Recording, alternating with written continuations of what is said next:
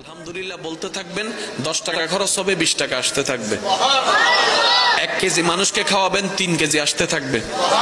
একটু জোরে জোরে বলেন না সুবহানাল্লাহ। তাহলে আলহামদুলিল্লাহ কয়েকটা কাজ করবে। আলহামদুলিল্লাহ প্রথম কাজ করবে, আপনার ব্রেইন থেকে টেনশন দূর করে দিবে।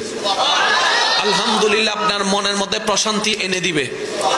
আলহামদুলিল্লাহ আপনাকে দুশ্চিন্তা থেকে বাঁচাই দিবে।